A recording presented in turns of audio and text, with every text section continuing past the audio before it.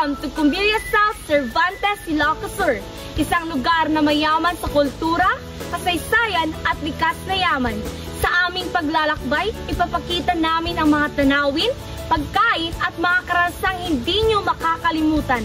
Kaya tara na, tuklasin natin ang ganda ng Cumilla South dito sa Cervantes, Ilocos Sur.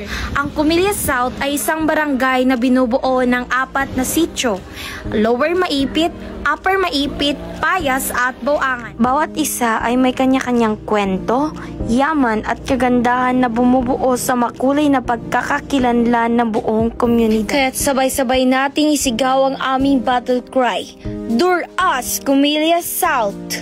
Sa ating paglalakbay ngayon, unahin muna natin ang Maipit.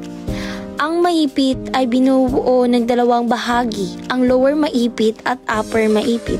Ngayon, nasa Lower Maipit tayo. Isa sa mga makikita rito ay ang paggawa ng mga basahan. Ito ay matibay, abot kaya at tunay na kapaki-pakinabang sa bawat tahanan.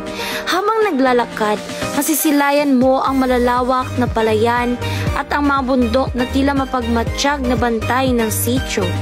Ang tanawin ay nagbibigay ng ginhawa at katahimikan. Sa gitna ng lugar ay matatagpuan ang Maipit Bethel Church na nagsisilbing ilaw at gabay sa pananampalataya ng mga residente. Malapit din dito ang daycare center kung saan nagsisimula ang unang hakbang ng mga bata patungo sa kanilang mga pangarap. Habang nag-iikot, maririnig mo ang tawanan ng mga kabataang naglalaro. Isang patunay na masigla at buhay na buhay ang pamumuhay dito. Mayroon ding gasolinahan na pagmamay-ari ng pamilyang Dapdapig na nagsisilbing mahalagang serbisyo para sa mga motorista at residente. At syempre, hindi mawawala ang isa sa mga produktong pinagmamalaki ng Lower Maipit, ang mushroom at mushroom cropek ni Miss Edith Indongsan.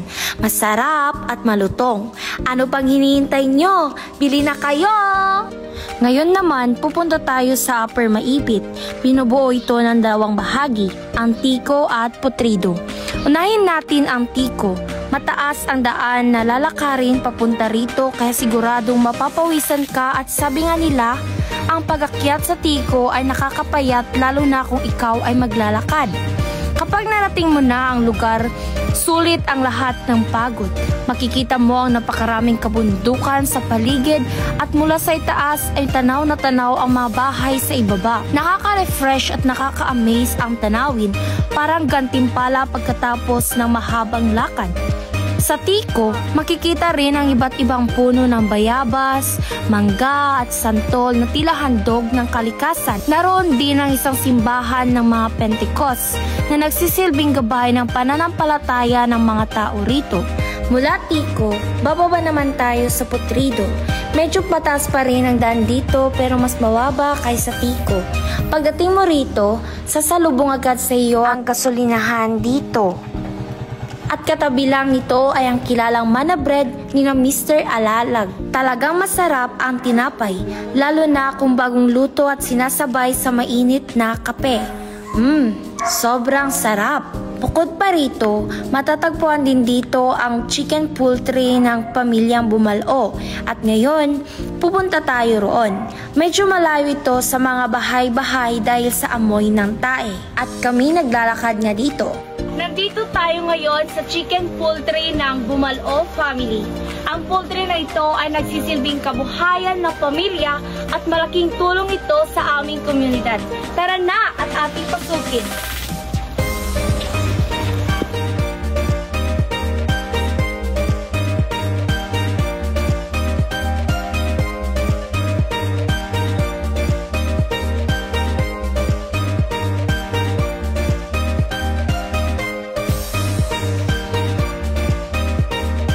Makikita dito sa Putrido ang kanilang greenhouse na nagiging tahanan ng sari-saring halaman.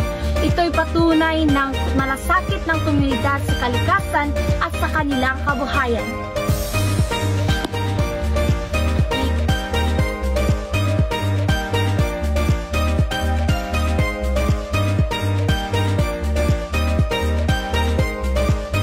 At mula sa itaas ng Putrido, matatanong mo na ang karatig na sitio ang Payas. Pagdating natin sa Payas, agad mong mapapansin ang buhay at kasiglahan ng lugar. Dito matatagpuan ang gym na hindi lang pang ehersisyo, ito rin ang sentro ng mga aktibidad tuwing fiesta at seminars. Dito rin matatagpuan ang opisina ng mga local officials ng Comillas South at minsan dito rin sila naglalaro tuwing may espesyal na okasyon. Mayroon ding magandang paralan na may gym at isang tulay kung saan makikita ang malinis na ilog na tinatawag nilang susuan. Welcome to Comillas South Elementary School!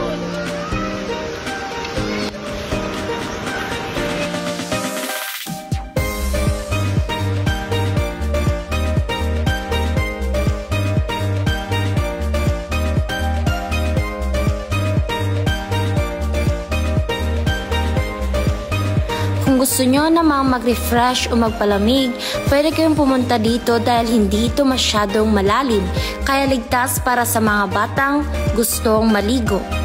Pero kung hanap mo ay mas malalim na tubig at may falls, punta lang sa dulo ng Payas, sa Punod. Malamig, malinis at perfect sa mainit na panahon. Tara, puntahan natin!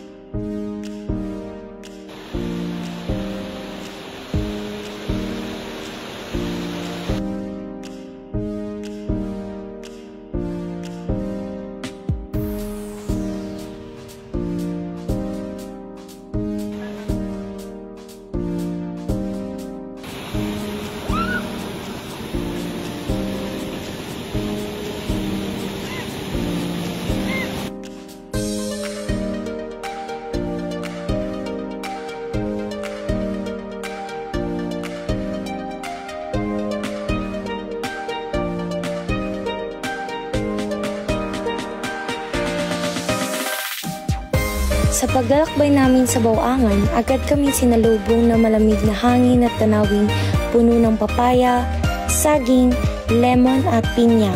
Ang paligid ay sobrang presko, parang gusto mo na lang huminga ng malalim at magpahinga. Pagdating namin sa gym, may mga batang naglalaro at nagtatawanan. Dahil ang saya-saya nila, nakisali na rin kami sa laro. Tawa dito, habol doon, parang bumalik kami sa pagkabata. Ramdam mo talaga ang kasiyahan at pagkakaibigan sa lugar. Katapos, dumiretso kami sa tulay na daan papunta sa Cabitin. Dito dumadaan ang mga batang papasok sa eskwela. Habang nakatayo kami sa gitna, tanaw namin ang dam, ang ilog na malakas ang agos dahil katatapos lamang ng bagyo, at ang mga bundok at palay na napakaganda sa paningin. Kung aakyat ka pa sa pinakamataas, makikita mo ang napakagandang danawin sa ibaba, parang postcard sa totoong buhay.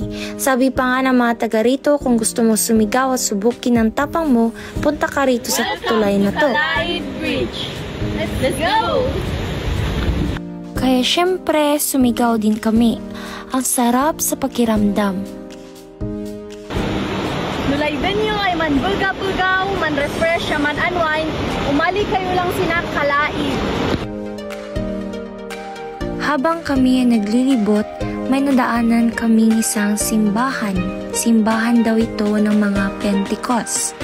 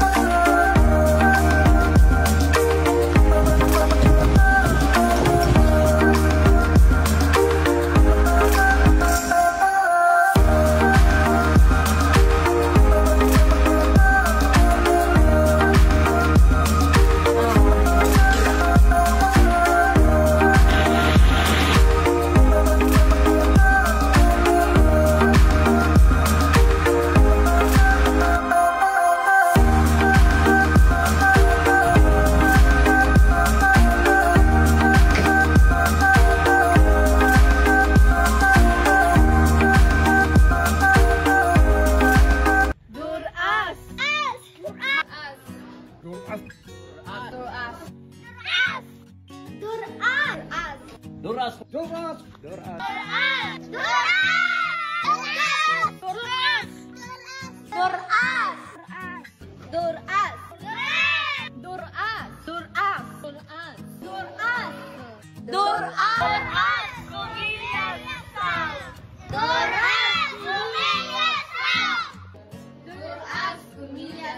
Duras, Kumilya South.